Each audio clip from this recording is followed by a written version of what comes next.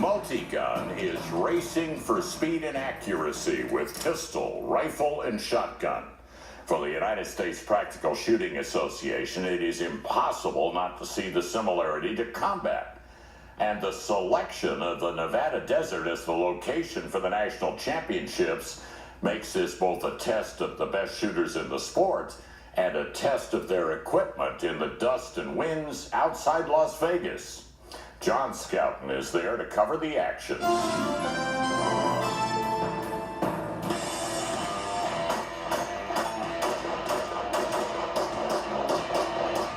We're at the Pro Gun Club in Henderson, Nevada for the USPSA's Multi-Gun Nationals. Match director Pete Rensing has devised 14 unique courses of fire to test all aspects of the shooter's game. These desert conditions will test shooters' firearm maintenance. High wind and dust could play a role. In gun racing, like any racing, a malfunction means disaster. The amount of dust and the amount of different stuff that goes on out here, it can affect your gear big time. You got to maintain your gear.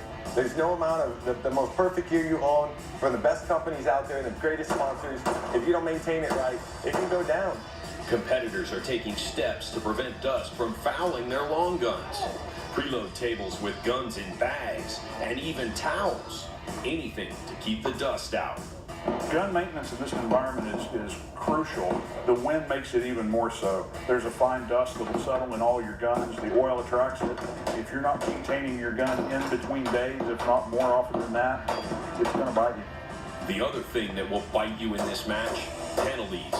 This is time plus scoring. So your time to complete the stage is your score, and penalties are added in the form of seconds. All paper targets require one A-zone hit or 2 hits anywhere to be neutralized. Pistols shoot at the USPSA metric, and rifles shoot at the Uspsa Classic target. A failure to neutralize adds 5 seconds. A hit on a no-shoot target also a 5-second penalty. Clays must break and steel must fall or flash to score. It looks amazingly simple, yet there are traps everywhere. If you mess up, this match will bite you. The chances of being bitten will be high on the shotgun rifle stage 10. On the start, it's 2 poppers and a swinging double bird array. Then 8 more static steel targets for the shotgun. Then it's rifle, working back across through 5 close paper targets to get prone for a total of 7 steel out to 300 yards. The open shooters will have the benefit of the bipod on the rifle. Jerry Micklick gets it done in 33.51. Missed the first target? Thought I didn't have my dot quite bright enough on the shotgun, so. First day, survival. The open division Sharks sense the blood in the water. Mike Whitesides will be the first to strike. There's a 2-for-1 on the swinging birds. The rest of the shotgun targets are 1-for-1. Rifle now, he's using his side-mounted optic for the close paper. Into the prone. His bipod may be a bit high. A quick pickup there.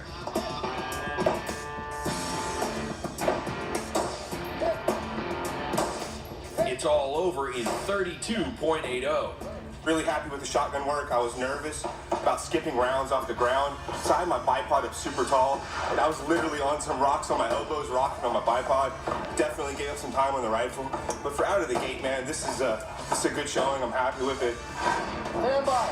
That swinging bird array will also be a 2-fer for Scott Green, but he shoots at it twice anyway. No problem with his round count. That magazine holds more than enough to manage this stage. Into the rifle, and he's also going side mount for the close paper. Into the long steel. There's a quick 4.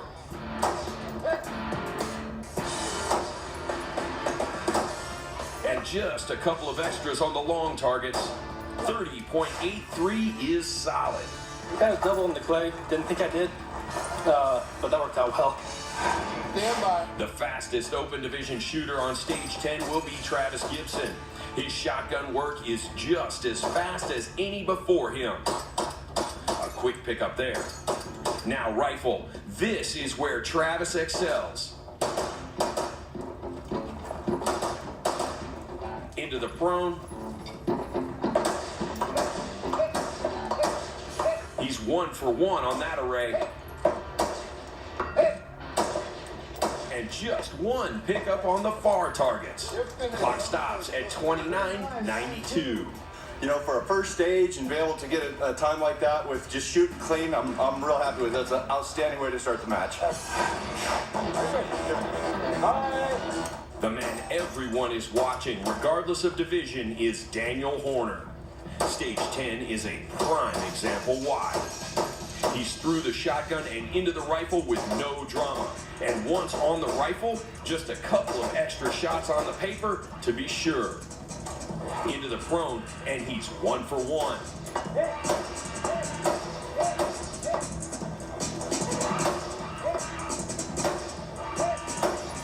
28-77 is best for the match.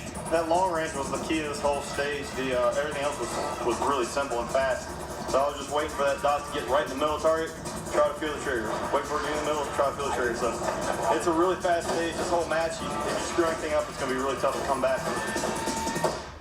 Well, it's clear this new match format has leveled the playing field a little bit. But like Daniel says, if you screw anything up, it'll be hard to come back.